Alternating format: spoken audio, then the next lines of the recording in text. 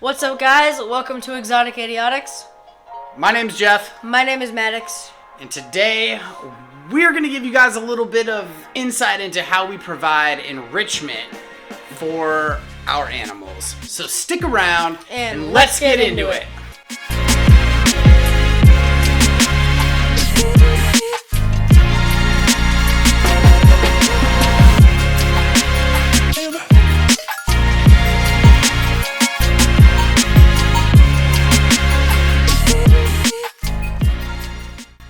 So what animal enrichment is it's really a principle of keeping captive animals that generally just improve their overall physiological and psychological well-being.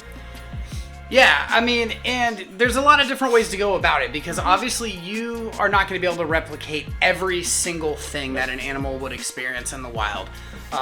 You're not going to release predators into their enclosures.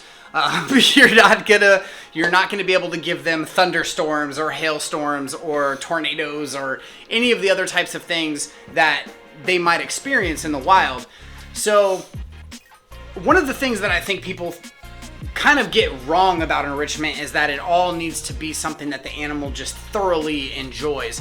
And most of the time when you try some of this stuff, in the beginning, they're more stressed and confused because you're putting them into a new situation.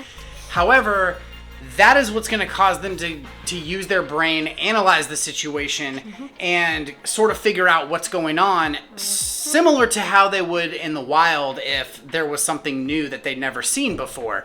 And so that is our overall goal with enrichment. And there are several different ways that we do it, so we're going to show you a little bit of those. Actually, no, we're probably going to show you just about all of them. Okay, so one of the biggest ways that people try to provide enrichment for their animals is through food. Especially using food as a reward to get an animal to try something different. Providing new types of food. Kind of like a dog almost, where you give it a treat for doing a trick and then they learn that yeah, if I do this, I get this.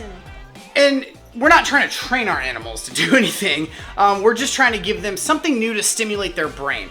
So one of the ways that we do that is we use things like these balls. Now, they don't play with them. They're not the type of animal that's going to play with them necessarily, but it just gives them something different in their enclosure to look at, climb on, or whatever. We use these two because they are also stimulated by sound.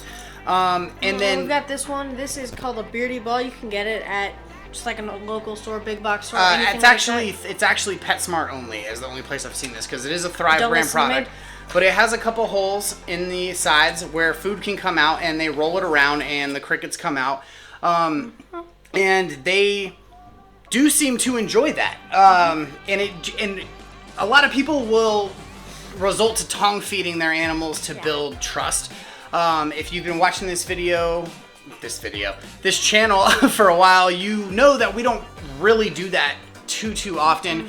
We do tongue feed, but we also believe that it is important to put the food into the enclosures and force them to hunt as they would in the wild, because nobody is going to come up and just put food right into their face. And it also does help keep them in shape. It does. You don't want something that's just lazy, that's just sitting around waiting for food. Like our bearded dragon. Yes, like the bearded dragon. He'll hunt, but he's not that good at it. Right.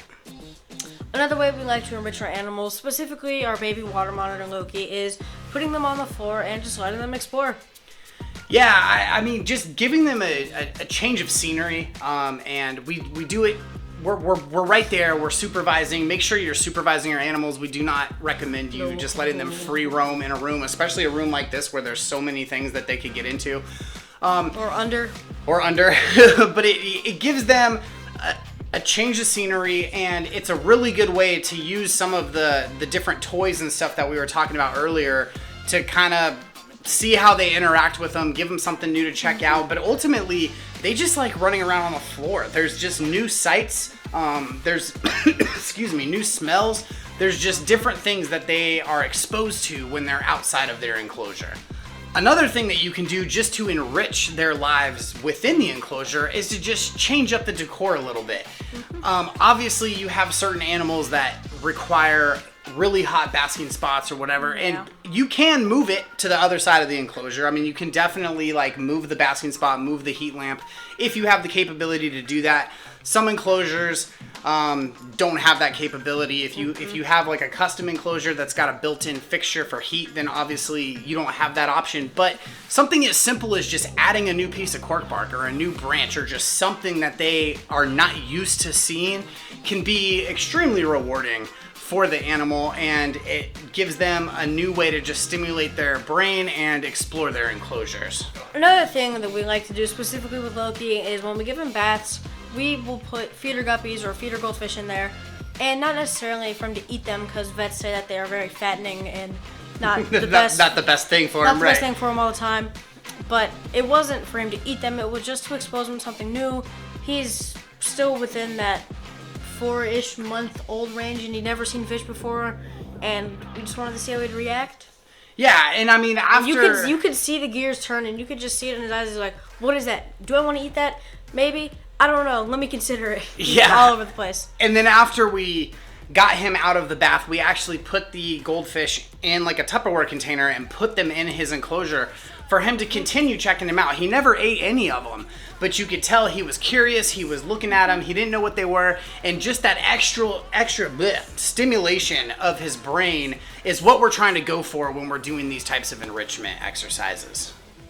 Another thing that you can do to provide enrichment for your animals is simply taking them outside. As long as you're in a supervised and controlled environment, that's going to expose them to a bunch of different sights, smells, sounds. Just be warned that some animals, when they do get outside and they get into natural sunlight, they see the light differently than they see like a UVB lamp, and the new smells and sounds and stuff can freak them out. So keep that in mind, that your extremely tame pet could be taken outside and get kind of crazy. I'm not saying aggressive, but very flighty and very crazy. So just, use some caution.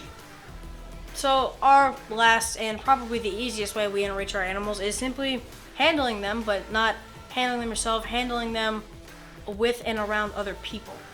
Yeah, I mean, reptiles have a super strong sense of smell, and even the difference in smell from one person to another is enough to stimulate their brain and cause them to get curious enough to want to check it out. So anytime somebody asks to come see the animals, we always encourage them to come down here. We show them around, and the ones that are handleable, like the bearded dragon and the Peter's banded skink and the water monitor, we try to let other people handle them as much as possible. It helps keep them tame, but it also provides enrichment and stimulates their brain. So enrichment, it's not completely new. They've been doing it in a very select group of people, specifically zoos, for years now. However, it's drawing a lot more attention to just the average reptile owner. Yeah, so, as we started researching more and more and more about like different ways to enrich our animals, we started trying a lot of different things, and we wanted to share them with you guys. So we hope that you learned something today and got some ideas of some things that you can do with your own reptiles. If there's some things that you do that we didn't talk about, comment down below, because we're always wanting to hear about new ways to provide enrichment for our animals, and we're curious how other people provide enrichment to the animals in their collections. Thank you guys for watching. We do appreciate y'all being here. What are you going to leave links to below? What am I not going to leave links to below? You got Instagram, Discord, merch store.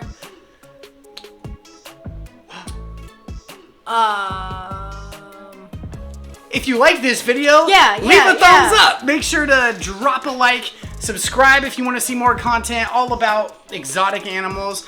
We upload every Tuesday and Saturday, and then several shorts throughout the week. So we have content coming in all the time. But we appreciate you guys being here, and that's all I've got today. That's all I've got. Cool. Well, we will see you next time.